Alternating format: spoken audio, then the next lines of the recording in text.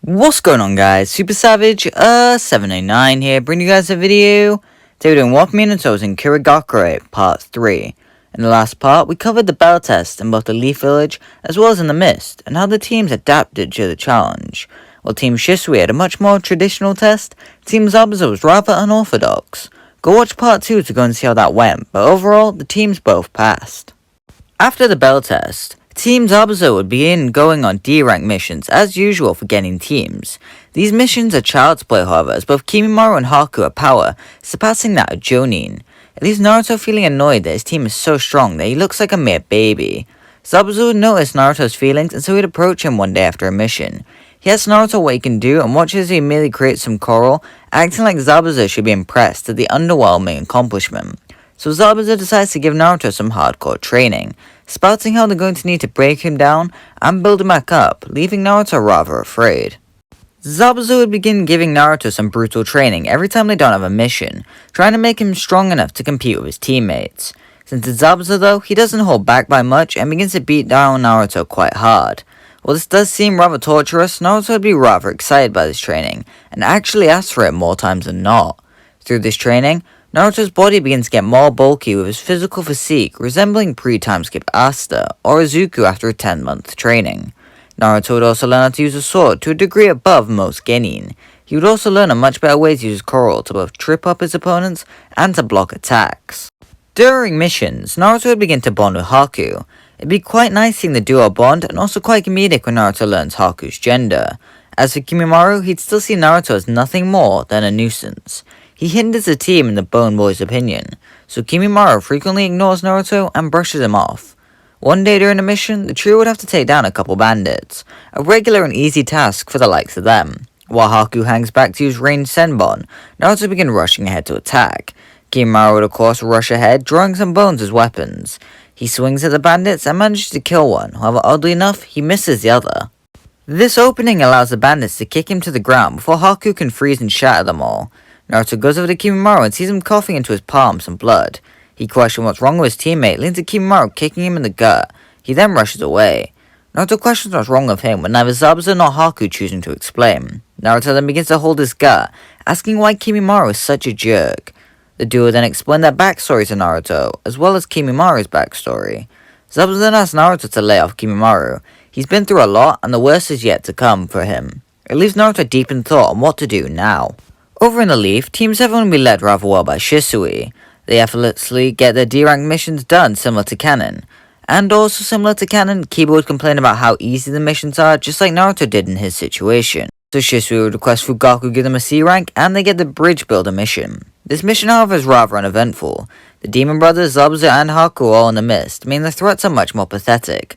A couple of fodder bandits that both Kiba and Sasuke have no issue taking care of. I do think Shisui would use the opportunity to teach them tree walking, however. This is just basic, because it will be a thing that they need to learn later on anyway. So they learn that. When Gato and his men inevitably do show their face off, Shisui would merely speed blitz them all and take them down, showing why he was known for his speed. This mission isn't very monumental and is more of a footnote in this timeline, due to the nature of this timeline. Time passes like it typically does, and of course the Chunin exams arrive. With no Mizukage death near the Chunin exams, the Mist would not be in a state of mourning, meaning that they would decide to participate. Of course, both Team Zabuza and Team Kisame decide to enter, and so the teams alongside the Mizukage decide to head to the Leaf. On the way to the Leaf, Mei would request to walk alongside her son. For the first time in years, the duo would begin having conversations like a real family, talking about what they've been up to as of recent. Mei would ask Naruto about what he's learned as a ninja, and he explains, which she finds rather disappointing. She would tell him that what makes him strong is their blood, and in their blood they have two powerful Kekkei. Maybe he should learn to use that rather than shun it. They arrive in the Leaf, with Mei declaring that she's going to go do some politics stuff. She kisses Naruto on the head and tells him to do well. She body flickers away. Zabuza and Kisame will then accompany her, telling their teams where to go for the exams. The two teams will then head off together and arrive at the location of said exams. It won't take long for Haku to realize where the location of the test is, and shares this information with his team as well as Suigetsu's. As they leave though, they all hear a loudmouth let out a shout of, "Namakaze Menman, Uchiha Sasuke, both of you are offspring of Kage. Please do me the honor of battle.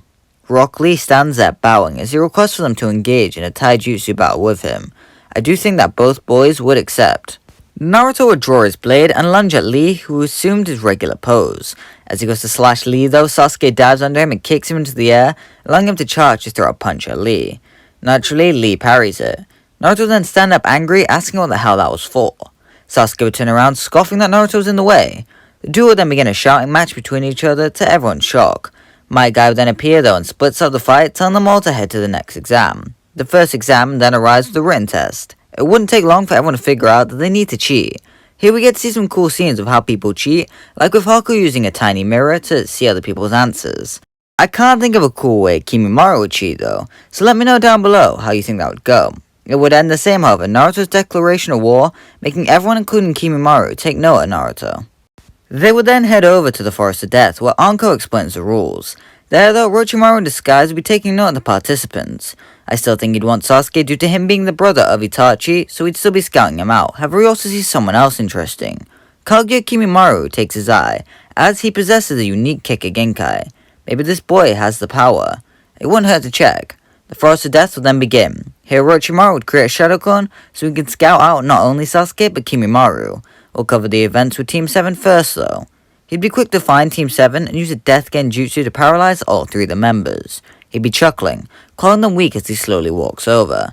As Sasuke stabs himself in a kunai to break the hold, Akamaru bites Kiba, which helps him get free. The duo both leap away, leaving Orochimaru the thought that this is impressive. He doesn't however want to play with a mutt. He uses summoning jutsu to summon a big snake, asking to take care of the Inuzuka. Would then rush at Kiba and Akamaru, leading to them having to get a decent distance away to avoid getting immediately killed. Sasuke would then begin a futile fight against Orochimaru. Clearly Orochimaru was awaiting Sasuke to use his Sharingan, but he never did. Or maybe it was the fact that he couldn't. He'll have to test that. Orochimaru would use a striking Shadow Snake to pull Sakura towards him, still paralyzed. He then holds a kunai up to her throat and laughs, looking at Sasuke's peril. Using Genjutsu, Orochimaru would then make Sasuke believe that he had killed Sakura, leading to Sasuke snapping, awakening his one Tomoe Sharingan. Orochimaru would play with Sasuke, bringing out his hatred for as long as possible, until deciding to finally gift him the curse mark.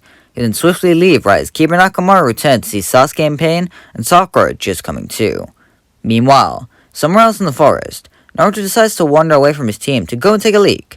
As this happens, a familiar scene to us occurs, where a snake decides to consume him while he's off guard.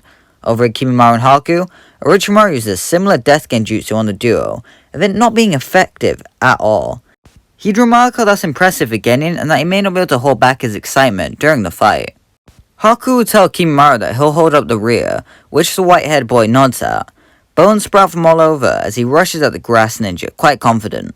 To make sure he isn't overpowered, Haku creates his crystal ice mirrors, which completely surrounds both Orochimaru and Kimimaro. Kimimaro would begin using slash attacks, using his bones at Orochimaru, but barely has time to dodge or block. Every counterattack he goes for though, Haku intercepts it and moves his brother out of the way. It is truly an impressive strategy with very little weaknesses. Orochimaru decides to give off a taste of his true power to the boys to install fear. He begins to use hand signs as he rushes towards Kimimaro, but instead spots something quite strange. His feet are swaying as if he's struggling to stand up, and his eyes aren't focusing properly.